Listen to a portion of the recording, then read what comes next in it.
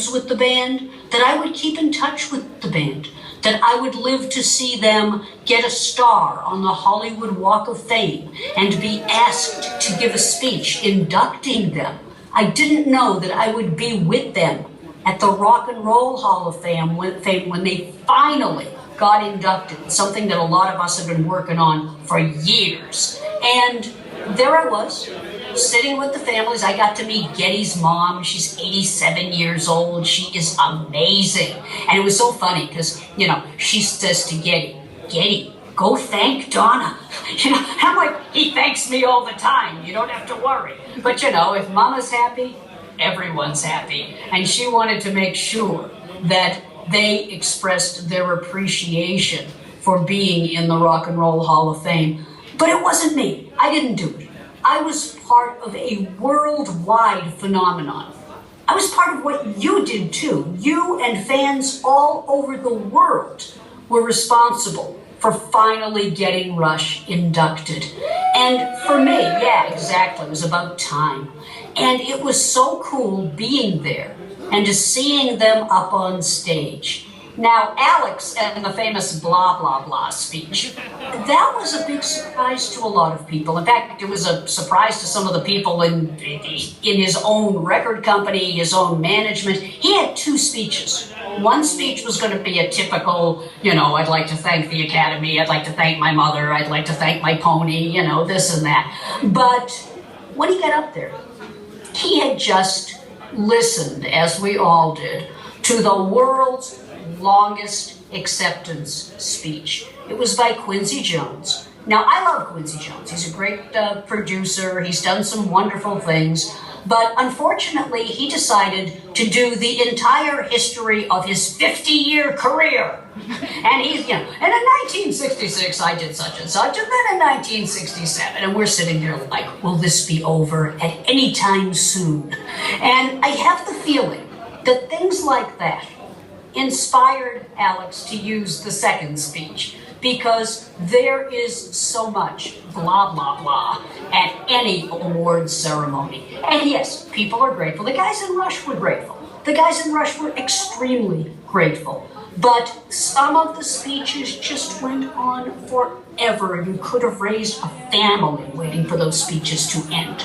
And so Alex decided, and what many people don't know about Alex, thing number one, he loves to read books about philosophy and current events and stuff like that. People associate that with Neil. But Alex, too. I've had some wonderful conversations with Alex about current events and about philosophy and stuff like that. But thing number two, Alex has a wicked sense of humor. And he loves to make jokes. He loves to prank people. He's a funny guy. And so he decided that the blah blah speech would be just perfect for an occasion where so many people were up there just going on and on and on. And I think once people realized what he was doing, they really got how in those three words, blah blah blah, he encapsulated the whole problem and did it in a very humorous way. And that's part of what's kind of cool about Rush. They have never let success go to their head. 40 years. A lot of things have changed. Like I said, here I am on Skype, looking at myself, looking at you, which is kind of bizarre. And I'm sitting in Boston, and you're in Eucon, you're in England, you're in Manchester, I do believe. And I had a wonderful time when I was in England in 2006 to speak to you nice folks. And yet here I am able to do it now. And all over the world, there are Rush fans who have become united by their love of this band. I never thought that would happen 40 years ago. I'm wearing I don't know if you can see it, I'll back up a little bit. Maybe you can, maybe you can't. It's a commemorative 40-year t-shirt for WMMS. And that too. I mean, so much has changed. WMMS is not what it was 40 years ago. But there was a time when radio could break a song just like that. Getting radio airplay was what you really needed. And to be a part of that was exciting. I know a lot of people, video killed the radio. No, it didn't. Video gave one more opportunity for the radio star to be heard. See, I believe in something called media ecology. I don't know if any of you have studied the work of Neil Postman or Marshall McLuhan or folks like that. I said to you that Alex likes philosophy. I like philosophy too. And media ecology says that one technology doesn't get rid of another. It basically fights with that technology, it competes with that technology, and both technologies can benefit.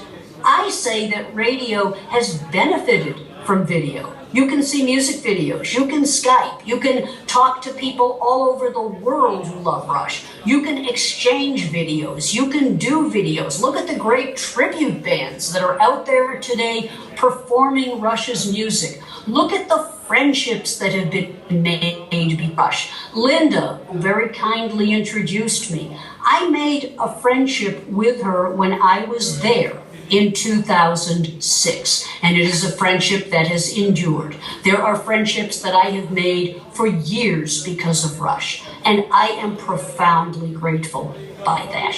I'm not going to take up too much of your time. I don't want to bore anybody. I know you guys are having fun, and I don't want to be like, oh my God, she's going on and on and on. So I'll just keep this reasonably brief. It is a privilege for me, a working class kid from a working class neighborhood who ended up in broadcasting, who ended up writing 6 books, who ended up going back to school at the age of 55 to get my doctorate degree, which I got at age 64.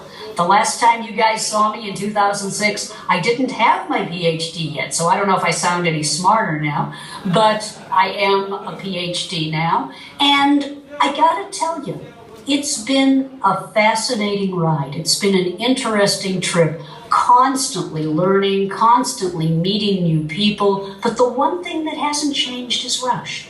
They have never changed. Yes, their music has certainly changed. They've adapted. They've got new this, new that. They're out on the road. They're creating new sounds. But they, as people, haven't changed. If you saw them, if you met them, they'd be just sitting having a coffee, having a donut, whatever, and you wouldn't be like, oh my God, rock stars. They're my friends. And nothing about success has changed them. They are still family men. They love their families. They like to spend time with their families. And I must say that it is a privilege to them to know the devotion of the fans worldwide. And trust me, they do know. And as somebody who's played a small part in Rush's success story, all I can say to you is, you guys, you ladies, you are what it's all about. Because if it weren't for the fans, if it weren't for the people agitating for Rush to be in the Rock and Roll Hall of Fame, for Rush to get a star, for Rush to have the kind of success they have, they would have been forgotten years ago. But they were never forgotten, because once you fall in love with Rush, you stay in love with Rush. How many of you have been in love with Rush for years?